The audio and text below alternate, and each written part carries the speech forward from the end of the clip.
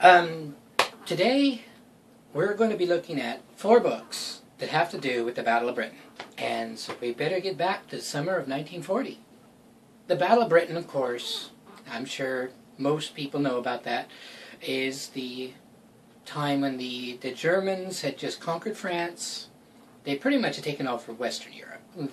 And it looked like they were going to invade England itself, Great Britain. The German Luftwaffe was tasked to get air superiority over Britain so that they could invade. And they did. The first book I'm going to talk about real quick, it's called Eagle Day, The Battle of Britain by Richard Collier. It's really good. This is a really good book. I think this is the one, there was that movie, The Battle of Britain, in the late 60s. And I think it was based off of this book. A lot of the stories that happened in that movie are in here. And the only problem with this book is it's really old. It's from 1966, which means not only, yeah, that's, 30 years after the event, but you have to remember one thing. Something happened in 1973. I believe it's 1973, I'm sure I'll be corrected. That is when the British government admitted that they had broken the Ultra codes, that they had broken German Enigma. And records to do with that came to light. They were declassified. Well, not all of them, but many of them. One historian I read pretty much just downright said, anything that's written for 1973, don't bother, because the inputs and secrets of Ultra, that the way they were really finding out things isn't going to be discussed, because this guy didn't know it. But I disagree with that, because this is a good book. It's written from a personal point of view. There's photographs. It gives personal accounts. These are people that were there. It pretty much focuses on the British side. It doesn't really talk about the German side. It gives accounts during the battle at the airfields. So really, while it doesn't have Richard Collier didn't have the sources and the more information that's come to light that we do now, he did have access to a lot of people that were actually there. And the memories were fresh. So I highly recommend it. I'm not sure if it's in print or not. I get most of my books from Amazon.com, and they're pretty good at being able to dig up pretty much anything you want. So I highly recommend this book about the Battle of Britain. The next book I want to talk about, it's called The Hardest Day, The Battle of Britain, 18th of August, 1940, by Alfred Price. This book is about the hardest day. Now, on August 18th was the day the Germans launched the heaviest air raids on England. It was meant to just wipe them out. It wasn't yet September 15th. That's when they threw the huge raids against London. This was a concerted raid against airfields, against the radar stations, against actually military targets, which they should have been doing the whole time. So it's called the hardest day because it's the day that the most sorties, the most air missions were run. It too is very good. The print's kind of small. It takes a more objective approach, talking about numbers, places, dates, battles, but it also, it's really good. Alfred Price here, he really also incorporates talking about people. He talks about the German side a lot too.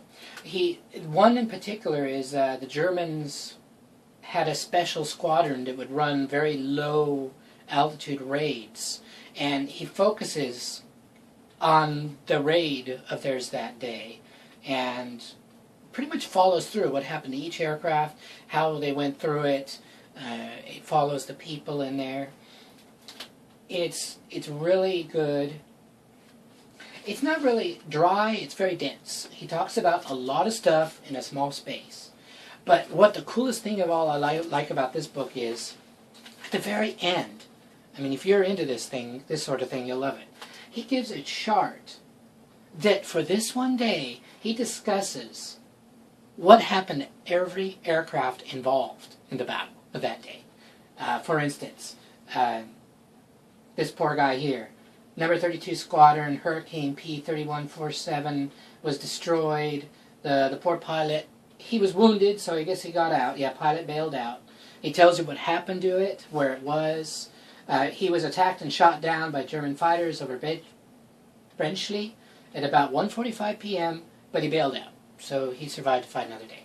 But that, I like that. It kind of like lets you see what happened to everybody. He can do that, I guess, because it's just talking about one day. Next book is a little later. Oh, this book was written in,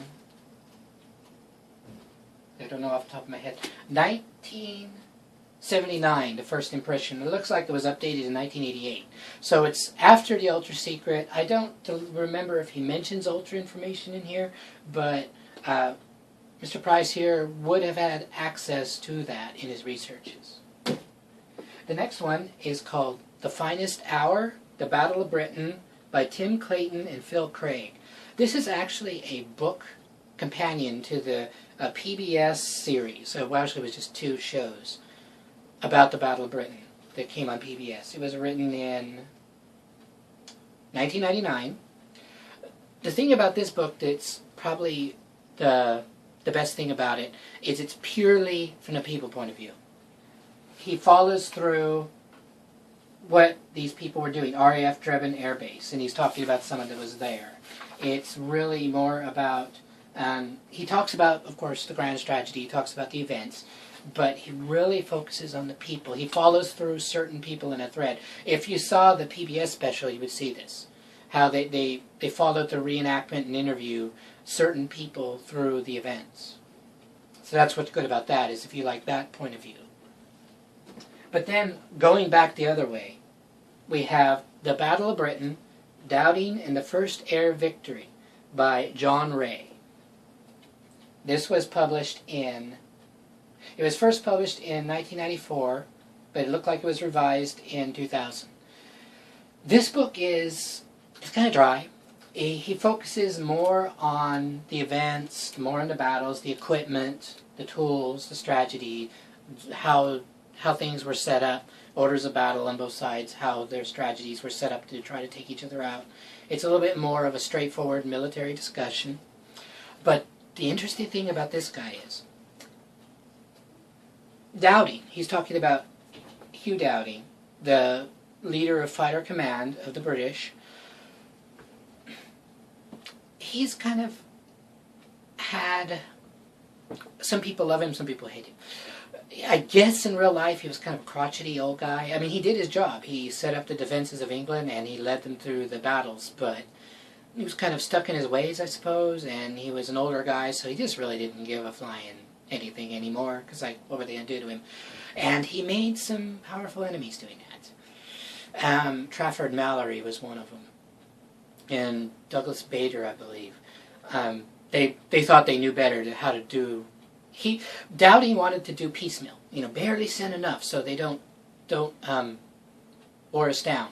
The other guys wanted to do the big wings. They wanted to just meet the Germans with everything they had, one decisive battle.